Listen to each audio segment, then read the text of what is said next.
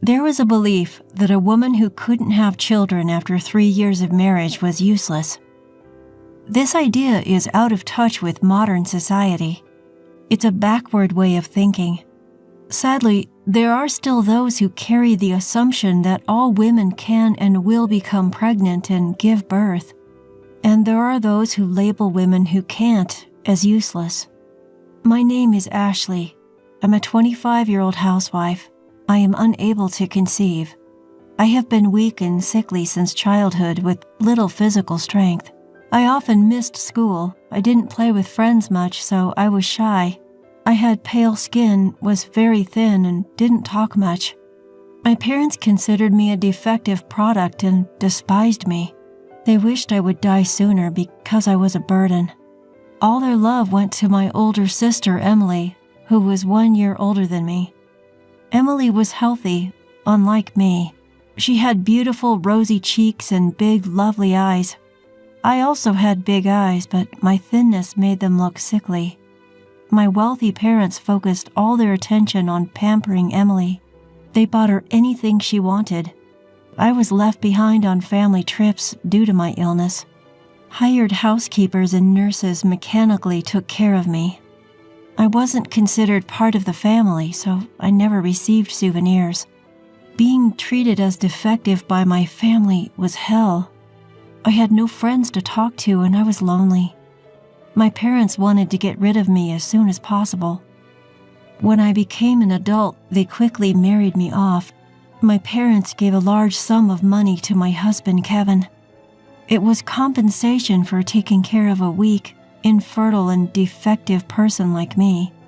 Kevin, who was in financial trouble, married me for the substantial financial support.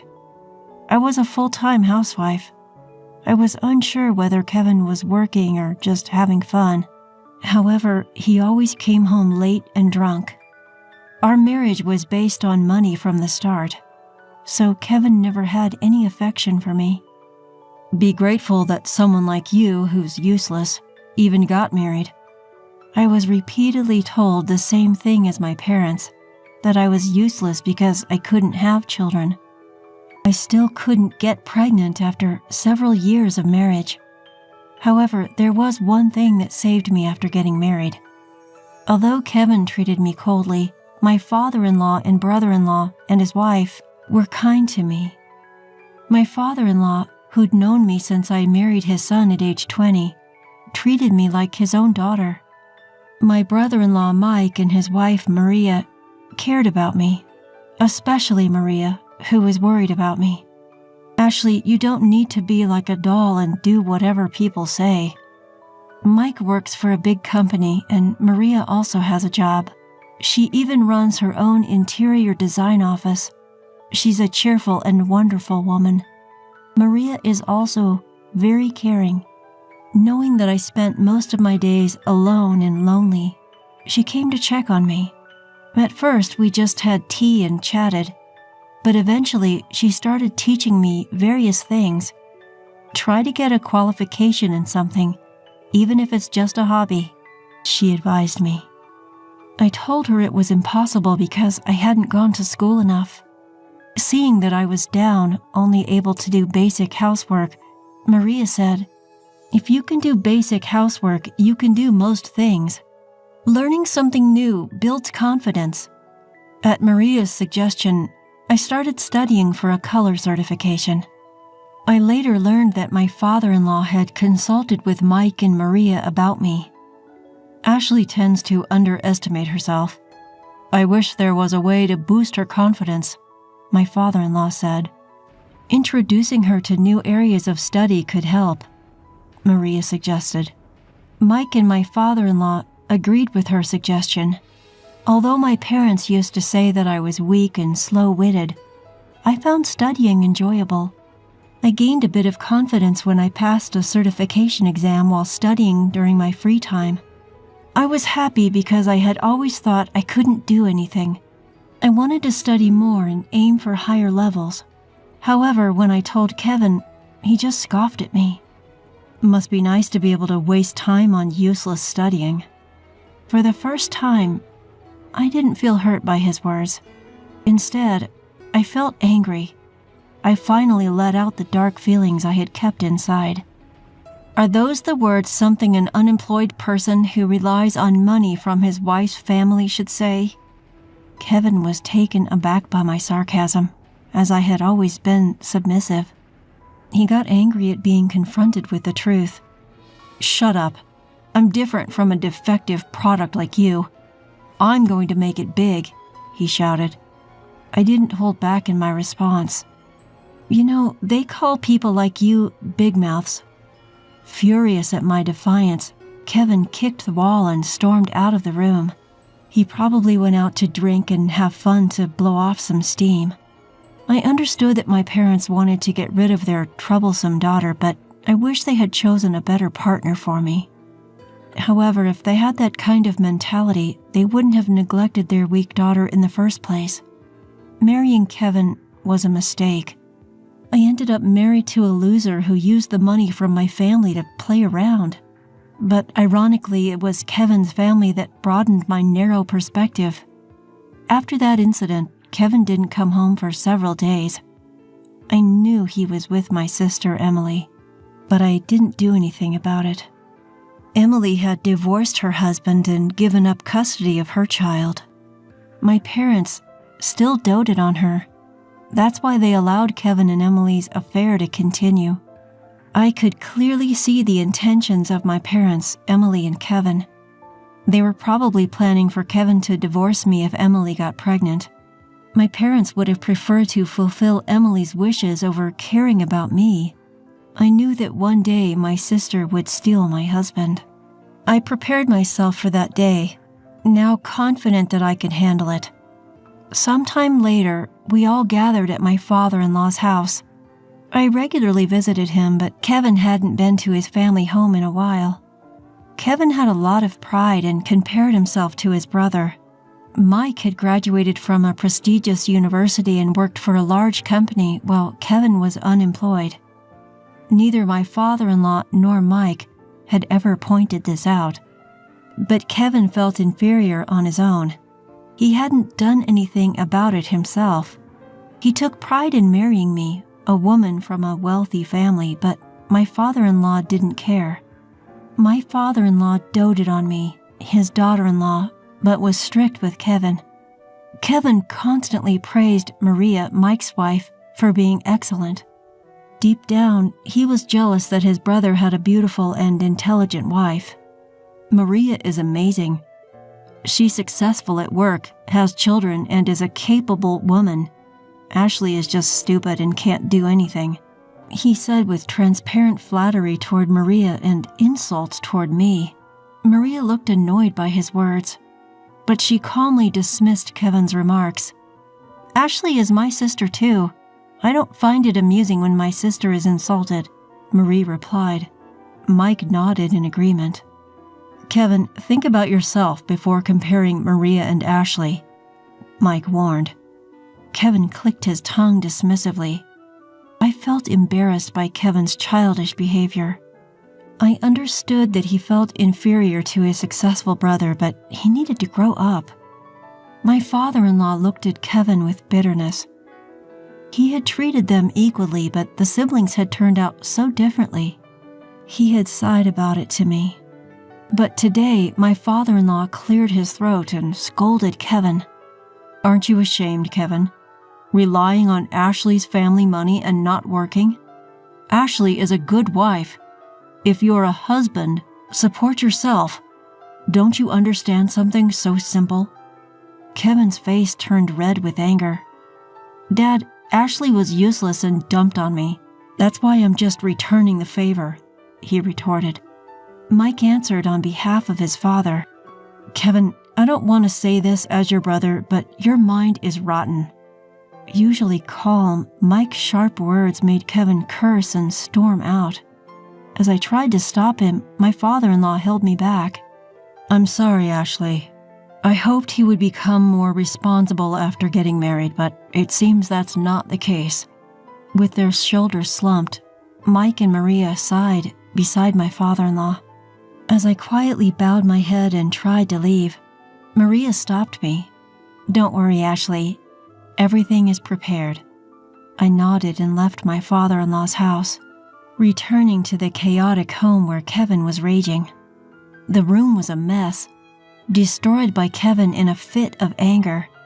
As I stared in disbelief at his childish actions, the drunk Kevin raised his voice. "I'm divorcing you, the infertile one. I'm going to marry your sister."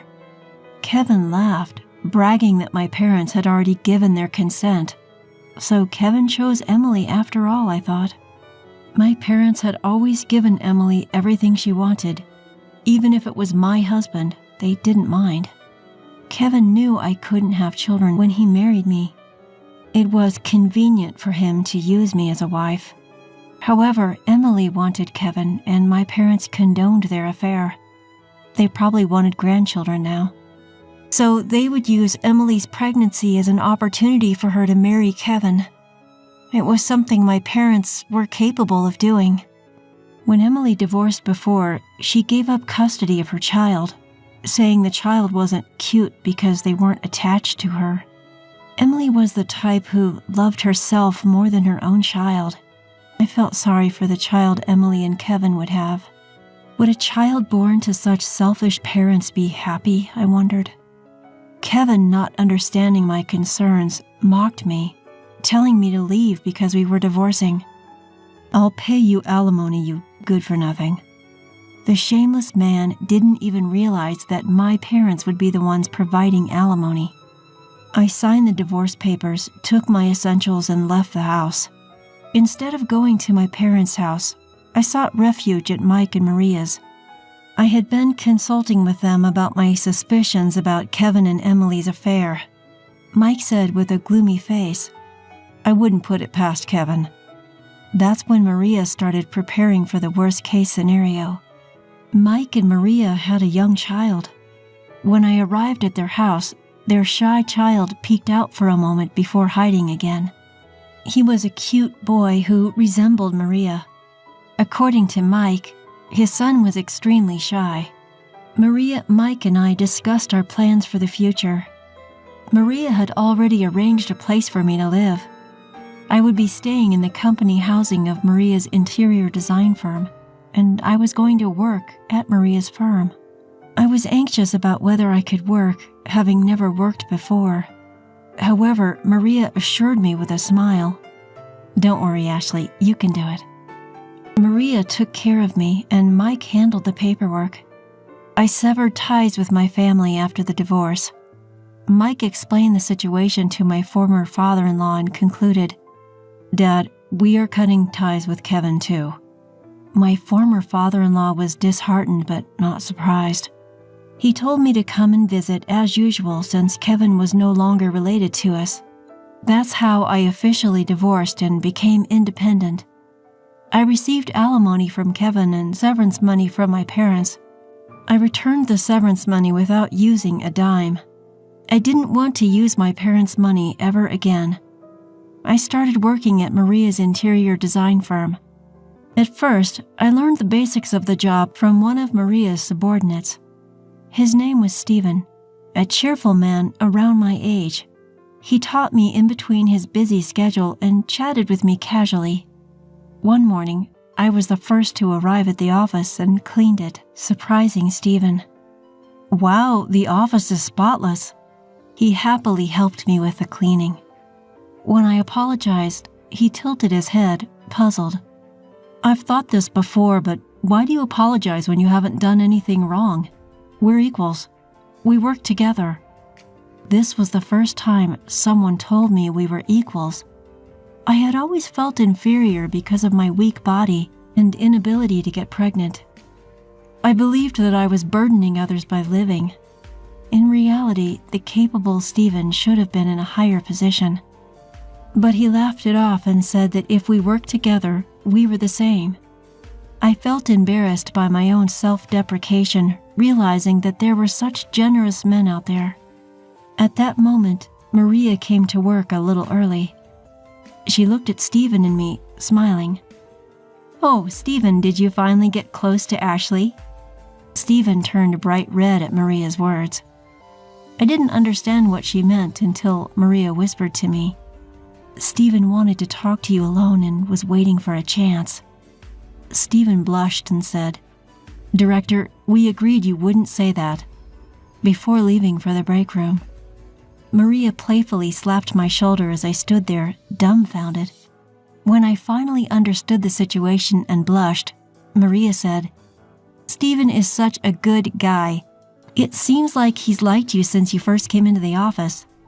But I'm divorced and I have a flaw." Maria exchanged glances with Stephen, who had prepared a cafe latte for her.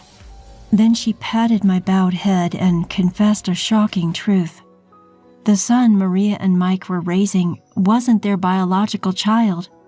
In fact, he was a child of Maria's relative. They had taken him in after his parents died in an accident, so he was essentially adopted. Maria and Mike prioritized raising the child who had lost his parents. My former father-in-law knew about it, but Kevin didn't. That's why I didn't know until now. Maria said while looking at Stephen and me, sipping her cafe latte, with a warm and gentle voice, "When our first son called us Dad and Mom, I cried.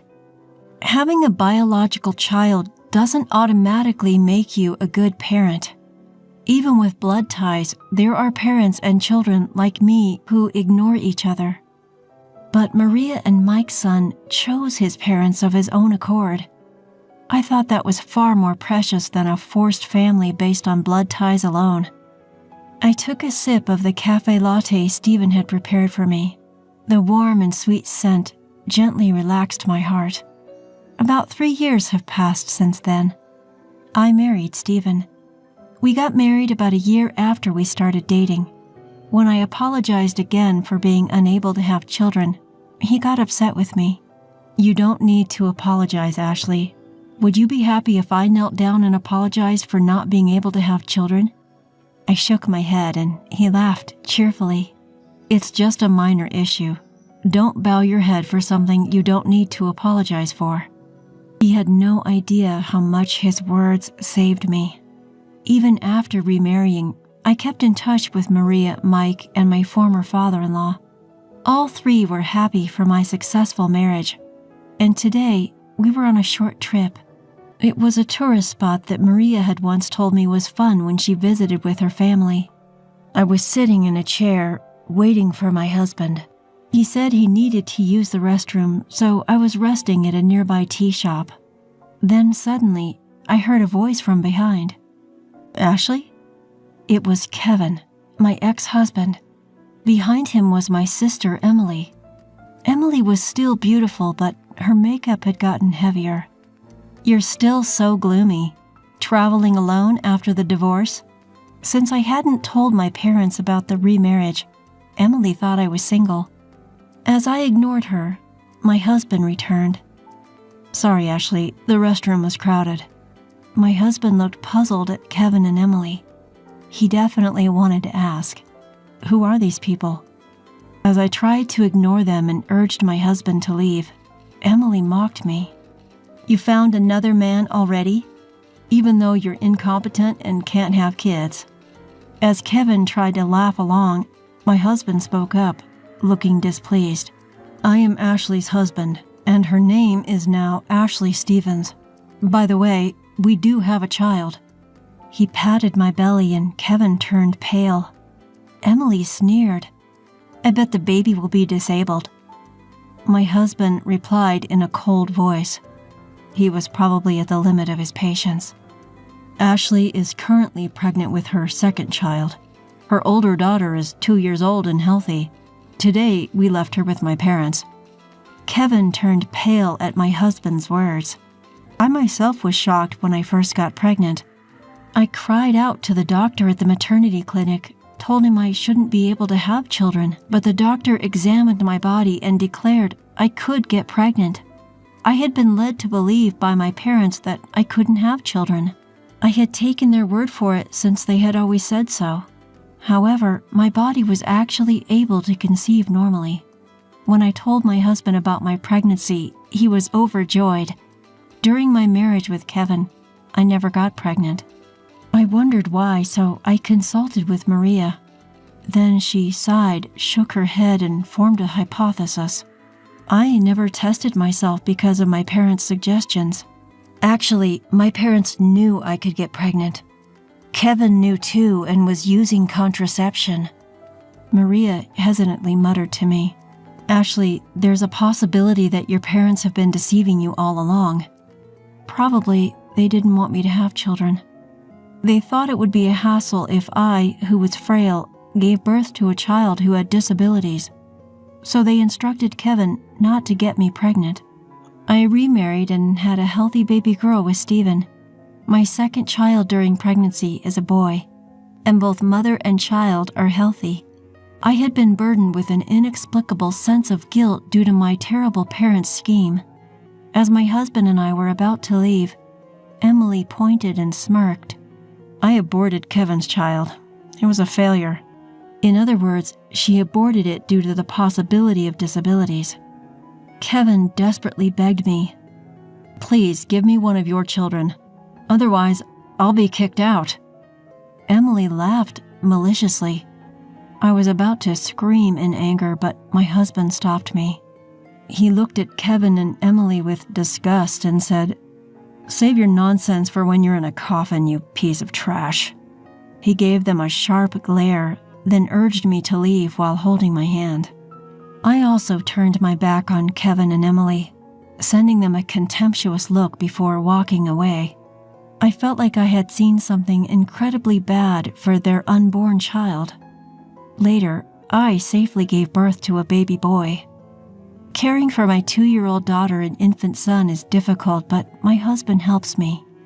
As for my ex-husband, Kevin, he was eventually abandoned by Emily. My parents were also kicked out once they were no longer needed. According to my ex-father-in-law and Mike, Kevin is in debt and struggling financially. They turned him away when he came asking for help, dumbfounded by his situation, and my selfish parents and sister Emily also ruined themselves. After divorcing Kevin, Emily indulged in affairs with married men and ultimately met her downfall. She was sued multiple times by her lovers' wives and had to pay alimony. In the process, she gradually lost her fortune and credibility with those around her. Even my parents couldn't stop Emily. Finally, due to Emily's selfishness, they lost all of their assets. Moreover, foolish Emily borrowed money from a shady company and is now being chased by a huge debt. My parents and Emily are homeless, but it's not my concern. They are not my family. They are just blood-related strangers. My precious family consists of my kind husband and 2 beautiful children. It doesn't matter what happened to my parents, Emily and Kevin. As I changed my son's diaper, my husband played with my daughter, laughing. Seeing his smile, I truly felt grateful to have met him. I smiled while watching them, and my husband looked puzzled. "What's wrong, Ashley?" "I'm just so happy to be married to you, Stephen," he playfully replied while patting our daughter. "Well, you're Mrs. Stephen too." His cheerful laughter made me and our children break into smiles as well.